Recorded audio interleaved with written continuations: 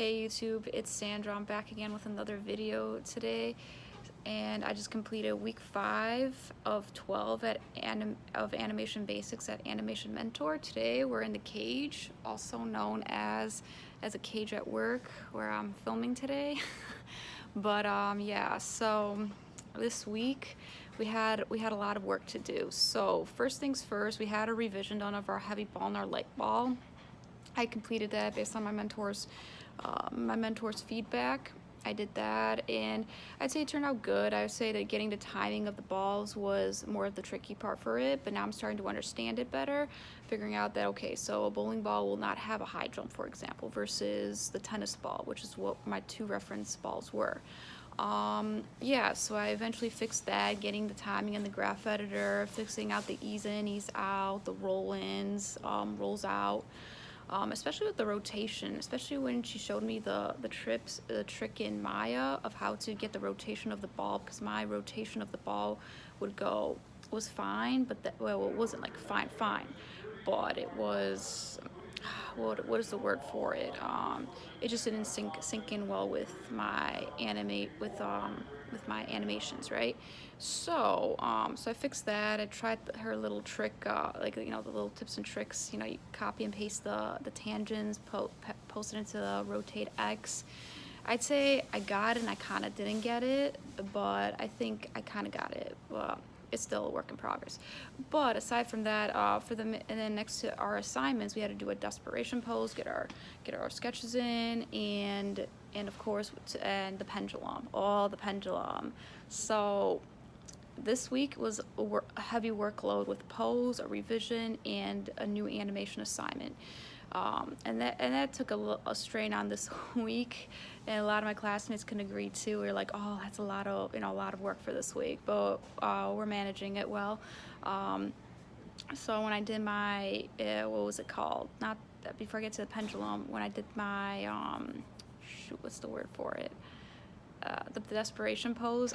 When I posed him, it was just a lot of it was hard, like, actually getting Stuart to sit down. It took me 3 hours. I eventually reached out to my peer buddy saying, oh, is this normal to take a lot of time to pose the rigs? And he said, yeah, it's normal for a beginner, especially in class 1 and class 2, which is where I'm at right now. But he said you eventually get better and faster and figure out the workflow. He recommended me videos. So I checked those out, and also I'll be looking at how mentors will show me their workflows. So I look forward to that, followed by getting my sketches done, following that. So as I get more practice, I'll be able to get better at the posing.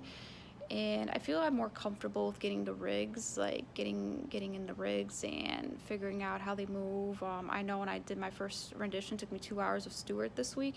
Then I realized the rig was messed up. So what I had to do is delete that file and then go back, and then had it redo, and it took me about an hour or 30 minutes, 40 minutes to repose them again. So that was kind of a pain in the ass.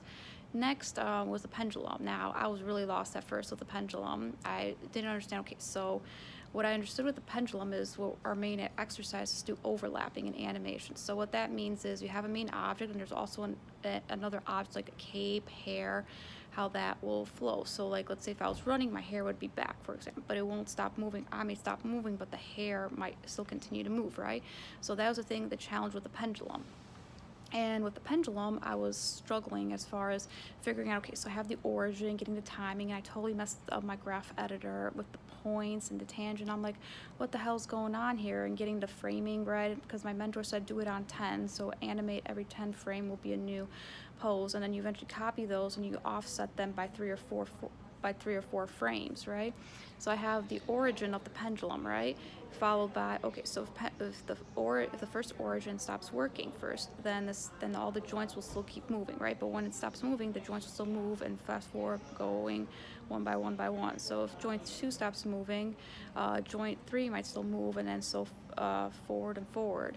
So I finally got an understanding of that, and I understood how to do the ease in, ease out of that. And watching some physics videos actually helped me understand that the pendulum will lose its momentum as far as it swings back with full force, and then when it goes back, it loses some energy. Eventually it comes to a halt, and then you eventually will see these joints slowly but surely stop moving. not slowly but surely, but you'll see they'll stop moving one by one by one. So if the origin stops moving, it'll still swing a bit, and then joint 1 stops, then joint 2, joint 3 with a little bit of overlap, and eventually comes to a whole entire halt. So I finally was able to get a good understanding of that. And eventually for Artella, I could never install Artella, so it was another frustration to spend at least an hour or two. My mentor noticed that I was not referencing my files correctly. So yeah, so I had to fix that, which means that the file in will be a lot bigger than if I were to do it with a smaller, than if I were like to reference the file. So yeah, kind of fixed that. My mentor pointed it out. I got that fixed out. Yay! Had a fun Discord chat with my classmates, my friends, and everything. So that was a lot of fun this week. So I look forward to making another video. I'll give you an update for the following week. I actually have to look into what my next assignment will be, or what my next week will be. So stay tuned to next week. Bye bye, guys.